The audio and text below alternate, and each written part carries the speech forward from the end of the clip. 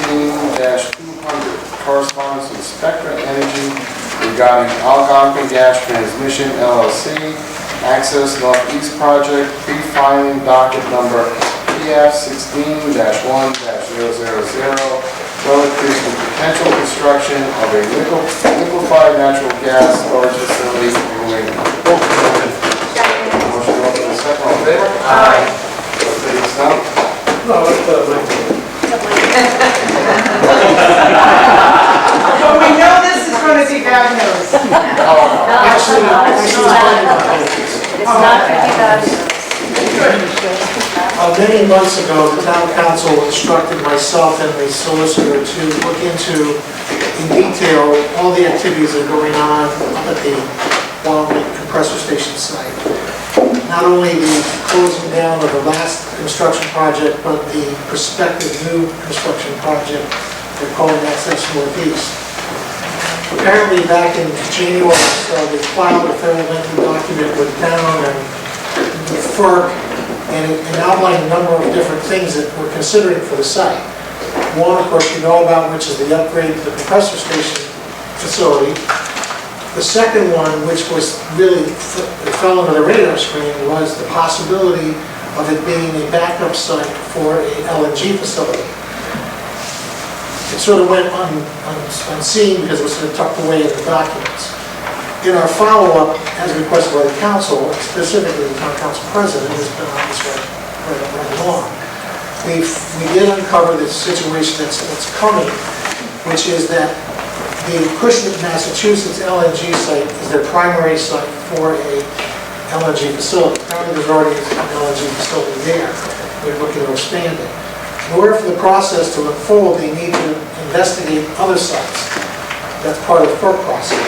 They are now looking at the incorporated Burrillville's Wallen Lake site in their report as one of the sites that potentially would be an alternative site. Amongst other sites, not just Burrillville. Yeah, one spot site. It started as like a 30 different sites, and then it was whittled down to 5. Well, we had 2 sites in Well, Burrillville, let me explain. So subsequently, I've been in constant contact with Mr. Preston, who you know fairly about all this. He informed me that there was also consideration for a secondary site in Burrillville for LNG off of Barnes Road.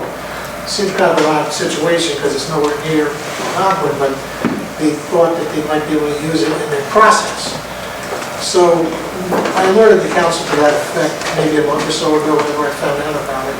And we went back up to the drawing board and tried to figure out what was going on, hence the letter from the attorney, Mr. McElroy's attorney, outlining what's going on. And what effectively, to make a long story short, the consideration for a LNG facility, we believe, is on the back burner, and there will be a filing by Spectra into FERC at the end of the month that will confirm or not confirm the status of the LNG facilities that are potentially proposed for Burrillville.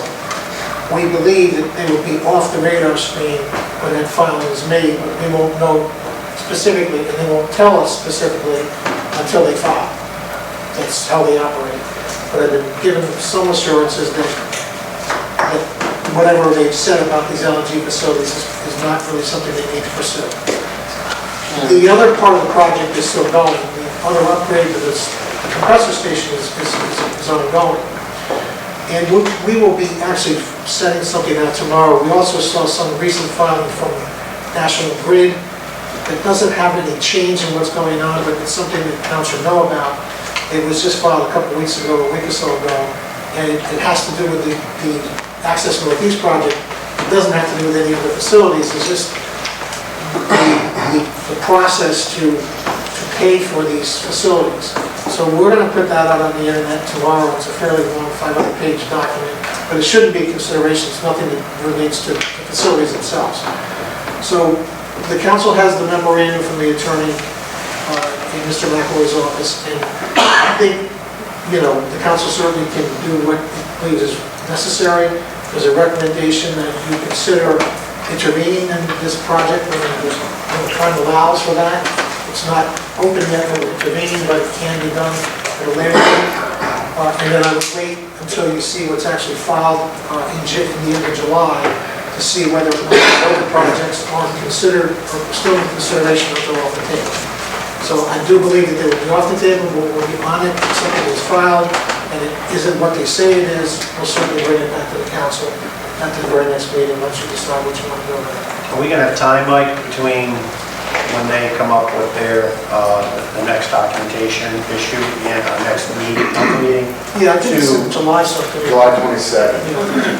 But we have so many days to decide to intervene, correct? No, you could, for instance, take a vote to intervene in the fall. This is just, Right. This is pre-application, but their application's due like November, right? And then we have, if they file their application, we have till December to intervene. We wouldn't want to But they intervene no matter what, as part of the expansion But they process. haven't filed the application yet, and we have the opportunity to know whether or not they're going to by July 22nd.